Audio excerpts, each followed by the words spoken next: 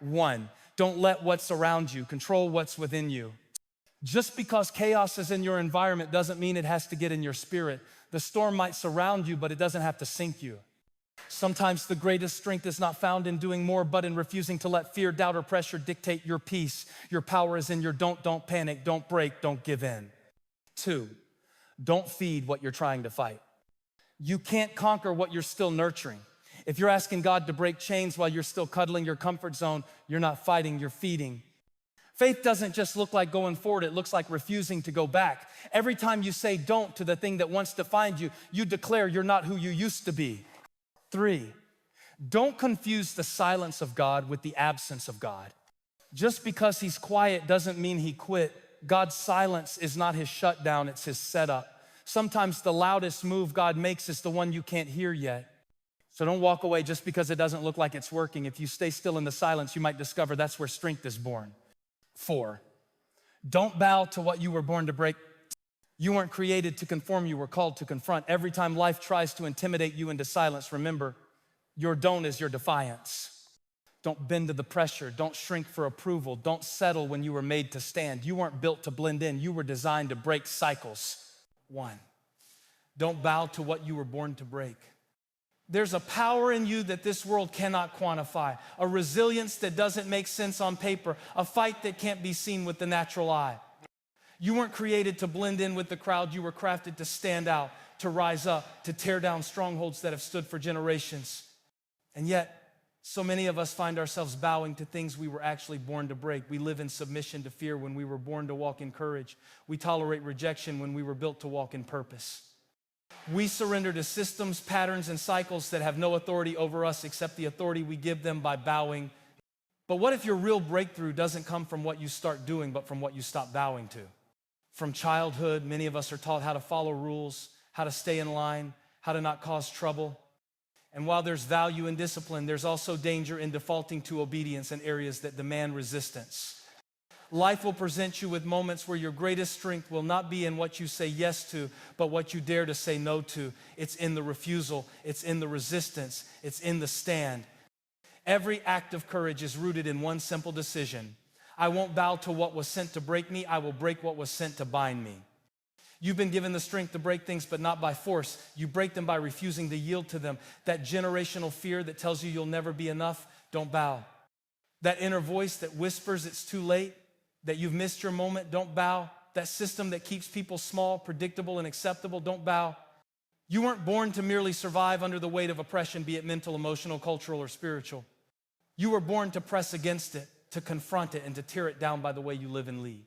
Some of the most powerful people in the world aren't the ones who make the most noise. They're the ones who make the quietest decisions, the kind that no one sees, the kind that no one claps for, the kind that nobody understands. Decisions like, I won't let this addiction define me anymore, or I refuse to carry bitterness into my future, or I love myself enough to walk away from what's familiar but dysfunctional. Every time you make one of those decisions, you are breaking something, and the breaking doesn't always come with sparks and fireworks. Sometimes it comes with silence, stillness, and the quiet resistance of not bowing. To not bow is to know who you are. It's impossible to resist what you were meant to break if you're still unsure of your identity. That's why the enemy works overtime to confuse you, to distort your image of yourself, to make you feel like an imposter in your own calling. Because if he can get you to believe that you're weak, you'll never rise to fight. But your strength was never dependent on your feelings, it's rooted in your assignment. You don't have to feel strong to be strong. You don't have to see the end to know you're headed somewhere worthwhile. You don't need all the details, you just need the discipline to not bow when everything in you wants to give in. There are moments in life where compromise looks like wisdom. It looks safe, logical, sensible. But just because it's popular doesn't mean it's powerful. Just because it's comfortable doesn't mean it's correct. There's a kind of compromise that costs you your calling. And many people lose their edge not by a sharp fall, but by a slow bow. A bow to fear, a bow to validation, a bow to pleasing people, a bow to convenience. But those who change the world, those who shake the earth, they're the ones who say, even if I'm the only one standing, I will not bow. Think about how many chains still exist, not because they can't be broken, but because people have grown used to living with them. We adapt to dysfunction, normalize pain, and settle into systems we were born to overthrow. The greatest danger isn't always outside of use, it's the part of us that gets comfortable in captivity. The enemy doesn't always need to attack you. He just needs to convince you that bowing is easier than standing, that settling is safer than stretching, that silence is smarter than speaking truth. But what you're willing to tolerate, you give permission to dominate, and what you won't confront will continue. You weren't called to be liked, you were called to be light. And light doesn't bow to darkness. It exposes it, it disrupts it, it breaks it. The truth about your life is this: there are systems you were created to interrupt, habits you were meant to halt, lies you were assigned to confront, not just for you, but for the people who come after you. Every time you refuse to bow, you're not just setting yourself free, you're breaking something off your family, your community, your future. That's why your resistance matters. That's why your stand counts. To live with courage is to accept the inconvenience of conviction. Because when you choose not to bow, you'll be misunderstood, you'll be judged, you might even be rejected. But standing is costly because freedom is expensive. Refusing to bow will cost you popularity, but it will give you purpose. It might cost you friends, but it will give you focus. You can't bow to comfort and carry a calling at the same time. Sooner or later, you have to choose.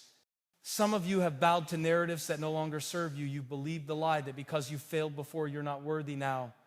You've accepted the script that says people like you don't make it, don't succeed, don't overcome. But the script is a lie, and your refusal to follow it is where the new story begins. You weren't born to echo, you were born to establish. Every moment you don't bow, you're writing a new future with your life. And let's be honest, resistance isn't glamorous, it's hard, it hurts, it's lonely, but it's holy. Every great movement, revival, or revolution began with a person or a group who decided not to bow. Not to systems of oppression, not to societal expectations, not to fear, not to mediocrity. They decided to rise instead. And rising isn't about perfection, it's about refusal. It's about saying, I might fall, but I won't stay bowed. Even if you're on your knees in pain, you're not bowing in surrender, you're getting ready to stand again in strength. So the question is, what have you been bowing to that you were born to break? What pattern keeps replaying in your mind, your decisions, your relationships? What inner dialogue have you mistaken for truth when it's really a lie in disguise? You don't need more motivation, you need a revelation. A revelation that the power to change is not outside of you, it's already within you.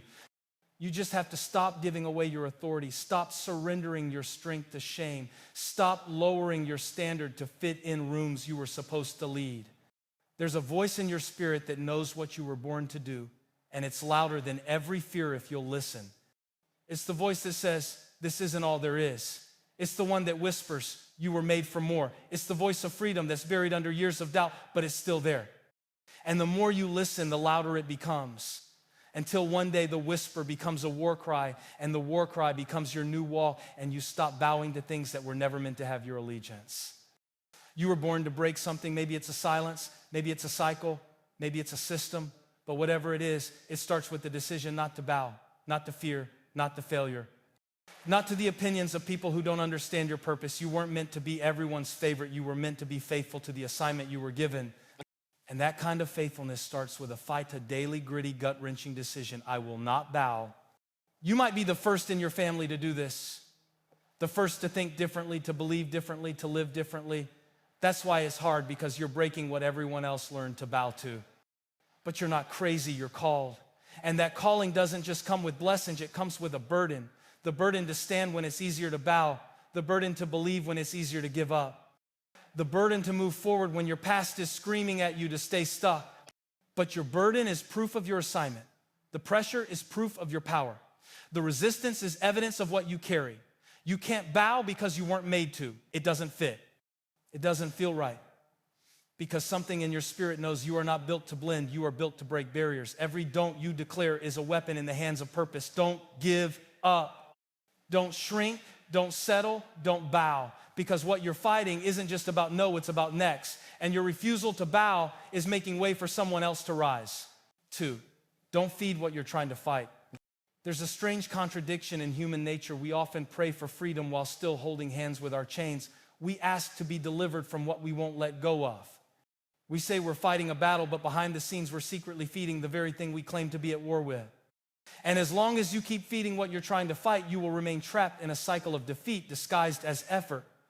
It's easy to say you want to be free. It's easy to declare war on the habits, the thoughts, the patterns, and the pain that hold you back. But true freedom doesn't begin with a scream, it begins with a choice. A quiet, often unseen, repeated decision to stop nurturing what's slowly killing you. You can't conquer what you continue to comfort. You can't overcome what you keep inviting in. At some point, the battle shifts from your enemy to your appetite. Feeding something doesn't just mean physically indulging it. Feeding can look like entertaining the thoughts, lead to fear. Feeding can look like replaying conversations that keep you bitter. Feeding can look like scrolling through reminders of your past while praying for your future. It's the small, silent, subtle decisions that build strongholds, not the big, obvious ones.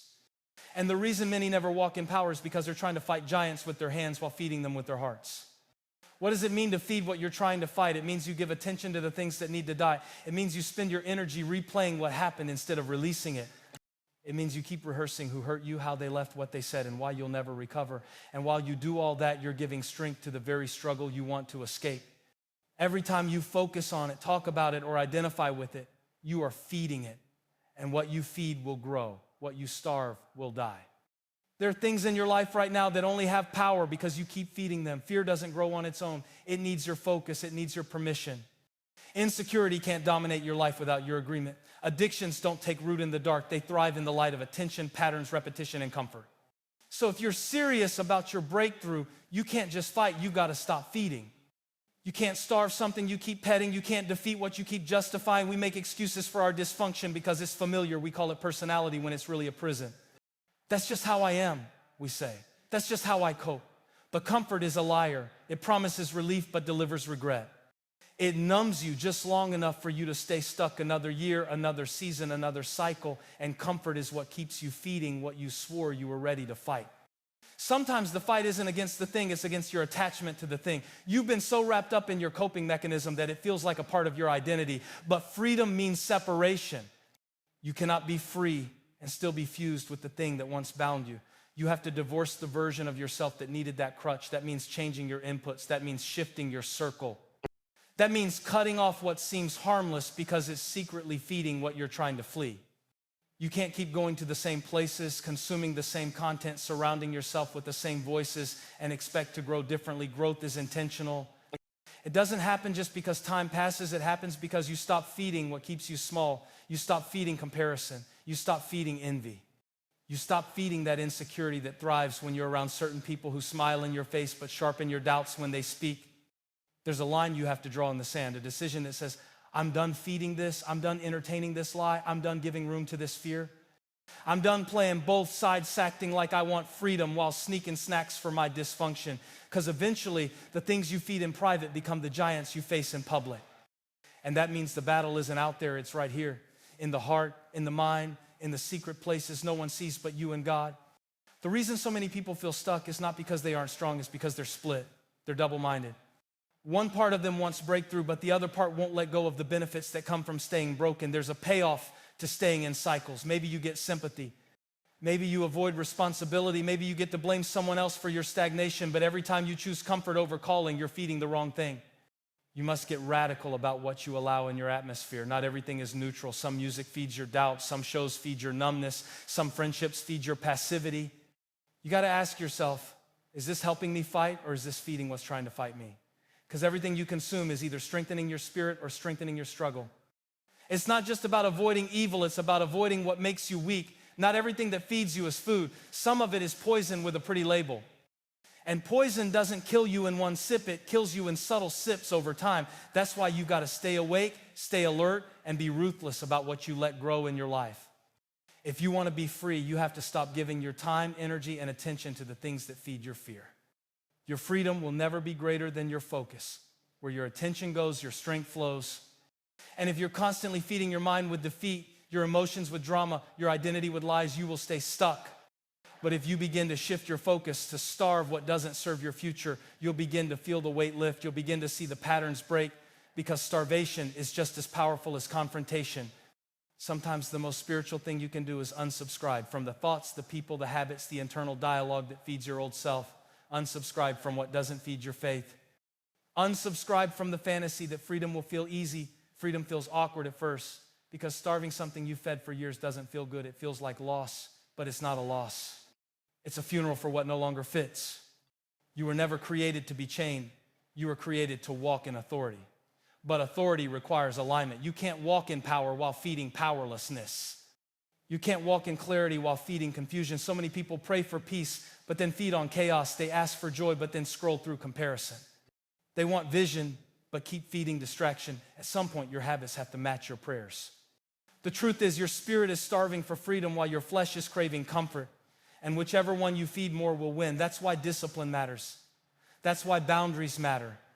Because discipline is how you stop feeding what you're trying to fight. Discipline is the distance between where you are and the freedom you crave. And without it, you'll stay in the loop, frustrated, exhausted, disappointed, wondering why the fight isn't working. This isn't just about behavior, it's about identity. Because when you know who you are, you won't feed what you've already conquered. You won't return to what God has already brought you out of. You won't flirt with what tried to kill you. You'll remember the cost. You'll remember the pain. You'll remember the nights you cried out for change, and that memory will fuel your fight. You'll say, I've come too far to go back now. I've been through too much to feed what I've already defeated. So let today be a turning point. Let this be the moment you get honest with yourself about what you've been feeding. Not in shame, but in truth. Because truth is the only thing that sets you free. And once you know it, you have a choice. Keep feeding it or start starving it. Keep living in the loop or begin breaking the pattern. The future is not waiting on another fight. It's waiting on your refusal to feed what no longer belongs. 3, don't accept what you were anointed to change. There is a dangerous kind of peace that isn't real peace at all. It's the peace that comes from surrendering to dysfunction. The calm that settles in after you've convinced yourself this is just how life is. The resignation that slips into your soul when you've been stuck so long you start calling the cage home. But the most deceptive part, you can be anointed and still adapt to something you were never meant to accept. You can be called, chosen, gifted, and still settle, not because you're weak, but because you're tired. Not because you lack faith, but because you've been fighting battles no one sees. You've been carrying things in silence, questioning your capacity, doubting your direction, and wondering if this is all there is. And slowly, subtly, you've started to accept what you were actually created to shift. Here's the problem: what you tolerate, you teach. When you accept fear as normal, you begin to train your future to live beneath its potential. When you accept toxic relationships as inevitable, you start forming the next generation of dysfunction. When you accept scarcity in your thinking, you shape decisions that shrink your destiny. But you were never made to bow to the brokenness around you. You were made to rebuild it. Some things look permanent because you've been in them so long, but just because it's been your reality doesn't mean it's supposed to be your future. Normal is not the same as necessary. Just because pain has been your pattern doesn't mean purpose isn't still your portion. The anointing on your life wasn't given to decorate your comfort zone. It was given to disrupt your atmosphere. It was meant to flip tables, break chains, tear down idols, and build something better. But the enemy of change is always comfort, and the longer you stay in an environment that contradicts your calling, the more you'll begin to adjust to it, the more you'll rationalize the dysfunction. You'll say things like, maybe this is just my cross to carry, or maybe I just need to learn to be content. But there's a difference between contentment and complacency. Contentment is when your heart is at peace while your hands keep building. Complacency is when your heart has gone numb and your hands have stopped moving. You weren't made for numbness. You were made for impact. That's why dissatisfaction doesn't always mean something is wrong. It can mean something's trying to wake you up. It can mean there's a stirring in your spirit, a reminder that you weren't born to adapt to average. You were born to rise in the face of resistance. You were born to question the system, speak to the mountain, and walk through what others run from. Some of the greatest shifts don't start with a plan. They start with a decision. I will no longer accept this. That sentence has the power to reroute a life. When you stop agreeing with what's attacking you, things begin to change. When you stop nodding your head to lies, when you stop adjusting your dream to match your dysfunction, when you stop shrinking to fit rooms that are too small for your calling, everything shifts. You have the power to stop the cycle. You may not have chosen the pain, but you can choose to end it. You may not have started the pattern, but you can refuse to pass it on. You don't need everyone to understand. You just need the courage to stop accepting what's trying to define you. Because once you stop accepting it, you start changing it. And once you start changing it, you start walking in what you were actually anointed for. Sometimes the thing that needs to change isn't the situation, it's your standard, it's what you've allowed, it's the line you erased because you were afraid of being alone. It's the silence you kept because you didn't want to rock the boat. But here's the truth, you weren't called to fit in with broken systems, you were called to flip them. You weren't anointed to sit quietly while the atmosphere drains you, you were anointed to shift the atmosphere. And sometimes the first shift is simply to stop pretending that this is fine. You can't conquer what you keep calling acceptable. You can't lead while bowing to what you were meant to break. And sometimes it's not your environment that needs to change, it's your refusal to let it define you. The mindset you bring into the room matters more than the mood that already exists there. Your faith was meant to challenge atmospheres, not conform to them. It starts with language. Watch what you're speaking over yourself. I guess this is just who I am. Nor is who you've become under pressure. Maybe I'm just not cut out for more. No, you've just been breathing recycled air in a space that doesn't feed your fire. The moment you start speaking with authority instead of apathy, the temperature begins to rise. And when the temperature rises, what's frozen starts to melt. What's asleep starts to wake up. What's broken starts to move again. Some people stay stuck because they've made peace with prisons they were meant to walk out of. Just because the bars are invisible doesn't mean they're not there. Fear, doubt, shame, these are real chains. And they don't fall off just because you cry about them. They fall off when you stop agreeing with them. When you stop using your anointing to cope and start using it to confront.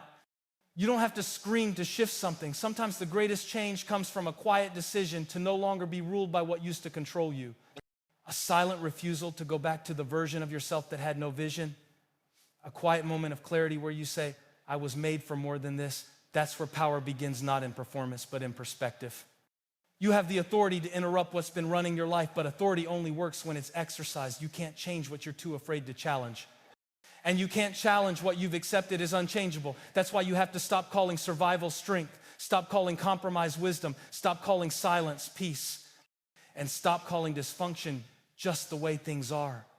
Because the truth is, you know when it doesn't feel right. You know when your spirit is out of alignment. You can sense when something is off, even if everyone around you says it's normal. That inner stirring, that uneasiness, that's your anointing waking up. That's the deeper part of you refusing to stay asleep. That's the warrior in you rising up and saying, this ends with me.